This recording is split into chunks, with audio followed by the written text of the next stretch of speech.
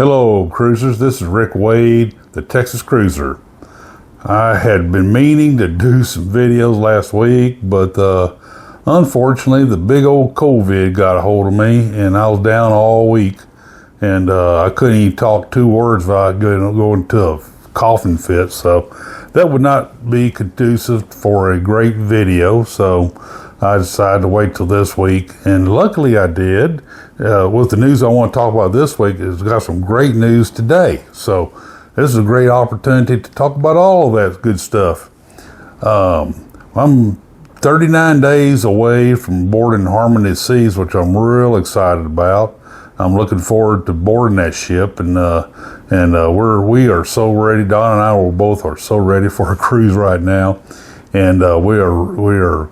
Looks like there's a bunch of good people going on board. I'm part of that group on Facebook for that particular cruise, and looking forward to it. So anyway, I'll be doing some videos, and I don't think I'll be able to get a broadcast in from on board the ship. I don't know, maybe at Cozumel I'll get a broadcast in, but I look to have some good videos and good pictures to show you guys whenever we get that cruise going. Anyway, the big news from last week's big news, which I should have posted. Port of Galveston has finally broke ground for Terminal 16, which is we're going to call the MSC terminal, even though some other cruise lines are probably going to be utilizing it also. But MSC is the primary, and they're the one stepping up and helping build the facility. It's pretty nice looking facility. I'm a big fan of the Royal Caribbean terminal. It's a gorgeous terminal. This is different and how it's laid out. It looks more like an airport terminal than it does a cruise terminal. But that's nothing wrong with that. Nothing wrong with that. It's going to have a parking garage right there next to the terminal. You'll be seeing some pictures here on this broadcast as I talk about it. Anyway, they've had a big groundbreaking last week. Over 150 people showed up for it. Unfortunately, I wasn't one of them because I was sick, but some good friends of mine did show up and watch the proceedings, and it's pretty exciting, and there's some great pictures and all online. It's going to be a pretty close to a first class. If it's not first class, it's pretty close to a first class facility. And they're going to do awesome things at that old banana warehouse. It's going to look totally different, of course, and it's going to be pretty high tech, and it's going to look pretty awesome. People are not going to have too bad a time going through that terminal, getting boarded on their ships and debarkations. Like I said, the parking garage is going to be next door, so it's going to be pretty awesome. Anyway. You'll be seeing the pictures here during this broadcast.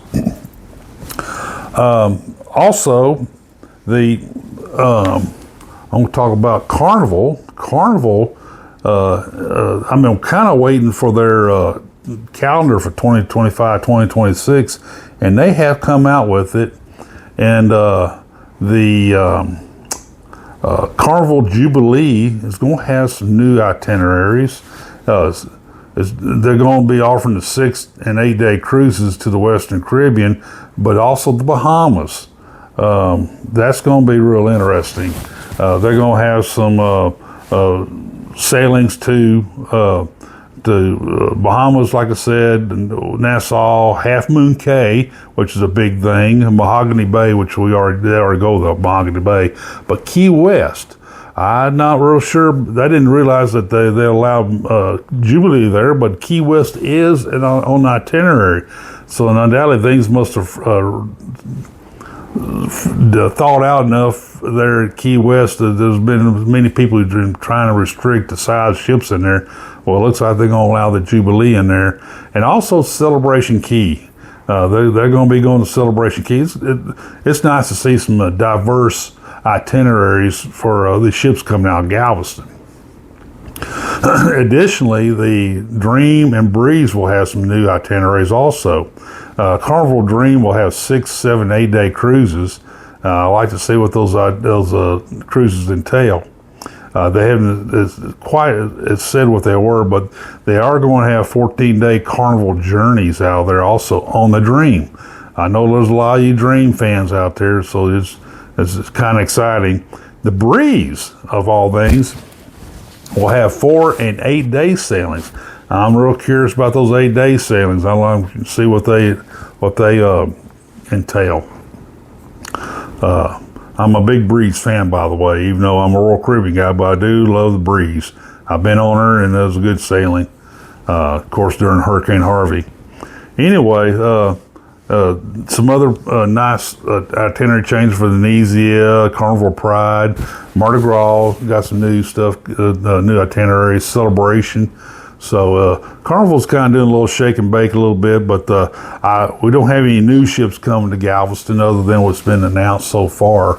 So I'll be posting those as they come available. Legend and Magic's coming to Galveston for some different itineraries, other places in the Caribbean, which kind of caught my attention a little bit. Some different locales and islands and itineraries. So it'll be I'll be announcing those whenever I get a chance. Royal Caribbean came out of the blue today. They have announced that they've signed a contract with what's the name of that shipyard? It's Meyer Turku. I hope I didn't butcher that name. It's a Finnish shipbuilder, of course. They have been building like 21 of the last Royal Caribbean ships over the last 28 years, and they have announced that they will be building the 4th Icon there at Meyer Turku, and that's going to be some real interesting information there. It's supposed to sail in 2027, since Star is supposed to sail. Actually, Star's supposed to sail next year. I think this may be 2026. This will sail. No name for it yet, as there's no name for the 3rd ship. Actually, that's what it is. 2026 is Star.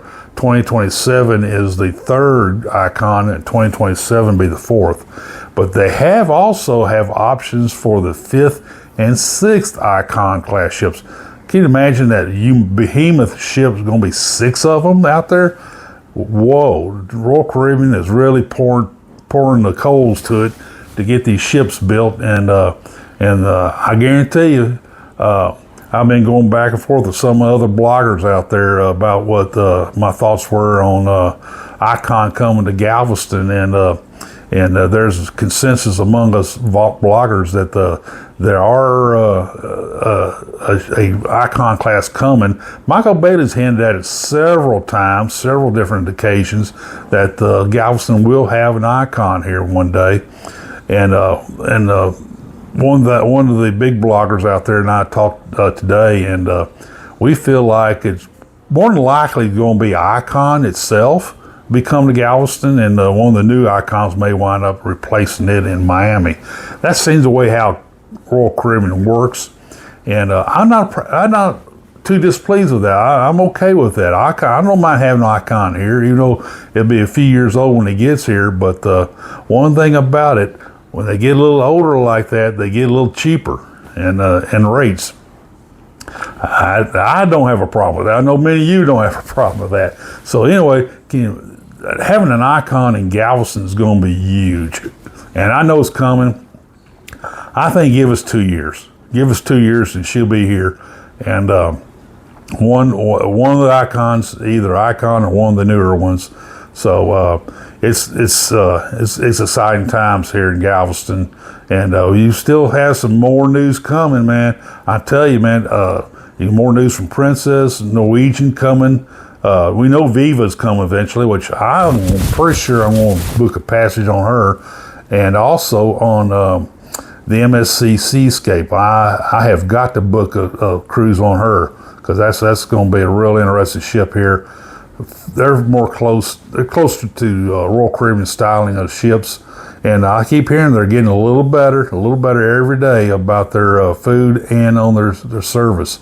The longer they spend out of the Mediterranean, the better they get about that, because they've been so much invested in style their ships and crew and all, food menus, to the the Mediterranean, the European market.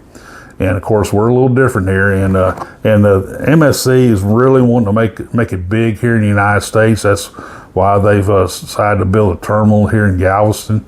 And so I think there's going to be some changes coming on their menu and an upgrade of the services and stuff like that. I'm hearing that already from people who sell on that they sold on MSC twice, and once in the past in Med, and they weren't real cool about it. They were kind of say.